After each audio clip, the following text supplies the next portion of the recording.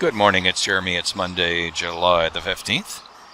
In previous videos, I looked at decoding GMDSS DSC signals, and I used STR Angel on multi-PSK.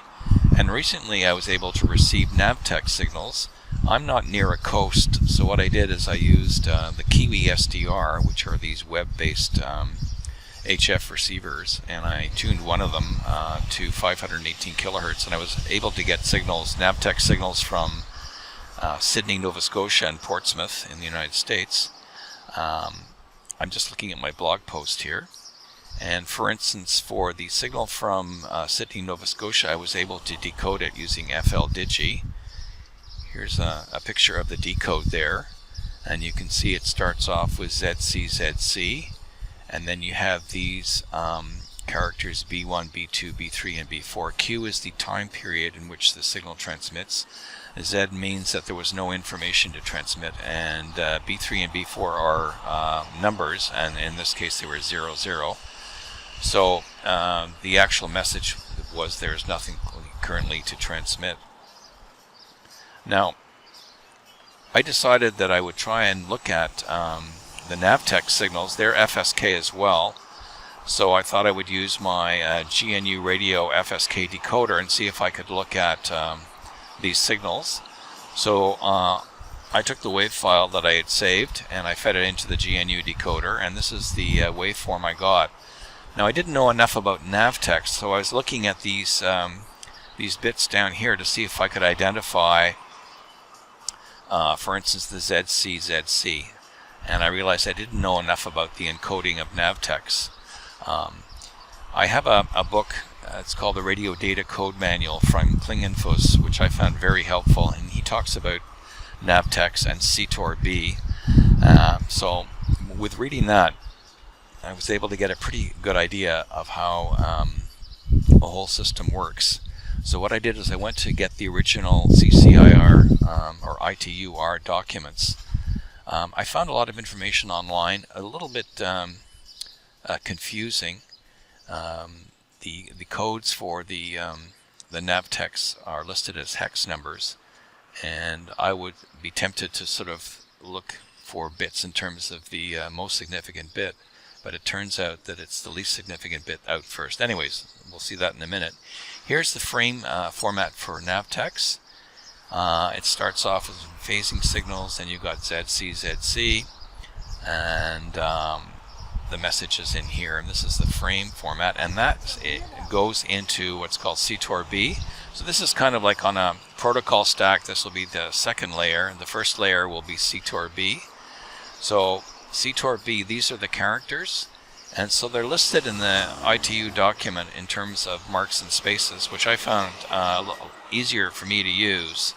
So the mark is a B and the space is a Y. And here's the key kind of document here from the ITU, and this shows you how the frame is transmitted. So I was thinking that maybe ZC would be the first thing that you would see, but that's not the way it works. The whole frame, this whole frame goes into this format here. So on this side here, this is a station transmitting. So these are the odd positions, and these are the even positions. And what happens is for SITOR-B, it's a forward error correcting code, so the message is sent twice. So there's the message there, and it's here as well. So 2 is a phasing signal, and then you transmit 1 as a phasing signal, 2, 1, 2, 1, and then you have a carriage return and a line feed, and then you start transmitting your message here, but these are in odd positions. So so you go M, carriage return E, line feed S, M. You see M is repeated here. Now notice that there's 1, 2, 3, 4 characters between each repeat character. If you look online, a lot of documents says it's 3 characters in between, which according to this is not, it's 4. So that's the format for transmission. So what I thought I'd do, just to test it out, because I wasn't able initially to decode this, it didn't make sense to me. So I thought, okay, excuse me, I'm going to build all this, and I'm going to simulate it in Scicos. So that's what I did down here. I took the NAVTEX frame from the Sydney transmission and I built it in Scicos. I built the code first. I generated the code. I read the code in as a structure into an FSK modulator, which is set up for a center frequency of 1 kilohertz, and it goes up to 1085 and 915, which is 1000 minus 85, with a difference of 170 hertz between mark and space. Actually, in the specification, the ITU spec, I think it says the center frequency should be 1700, but for testing purposes, 1000 is fine. And then I tested it on FL-Digi, and it worked well. And then I tested it on GNU Radio decoder, and then down here I was able to decode all of this. So it's not ZC, which comes out first. It's actually phase 2, phase 1, and these are the codes for phase 2 and phase 1, and that's exactly what you see here. Let's go to the Scicos. So here's the code. So what I did is I took all the ITU characters, I put them in here simply in terms of ones and zeros, and then I built up my data. So basically the data consists first of the framing data, okay, which is phase 2, phase 1, phase 2, phase 1, etc. And then here's the first column there, ZC, space, B1, B2, etc. And these are in the odd positions, and then this is the data in the even positions, and then I just added them together. So there's my data. Okay, so when I execute that, I get my data here, and I can see that. I'll just adjust the axes here. So there we see the data. Okay, so that is my V structure, which I read into my Scicos modulator. So let's engage the modulator here.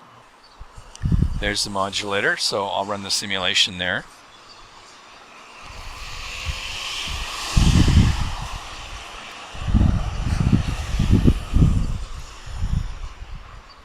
So up here we have the FSK, and down here we have the data.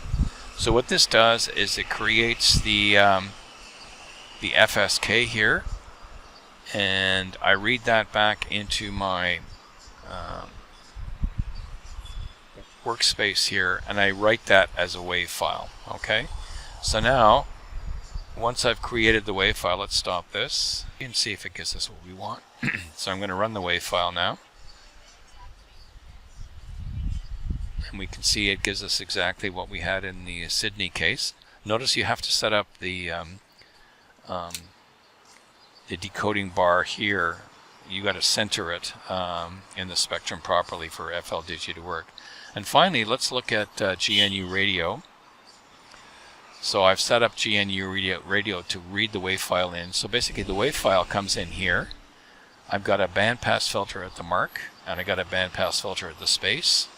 I square the outputs, I low pass filter them, I subtract them, and then I sample them at the baud rate of 100 Hertz. And let's see what's going on here. Okay, so this is my BPF output, and down here I've got my code. So let's increase the timescale down here to about 800. So there's 800 milliseconds.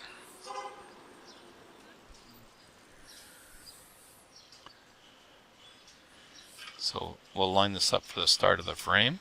Okay, so I stopped it there, so there's the start of the frame. Now let's do the same thing down here for the actual data.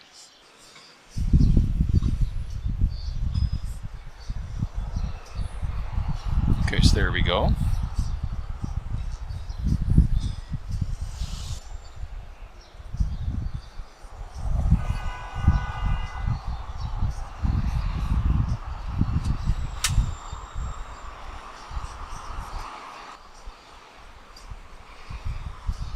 So there we go. There's my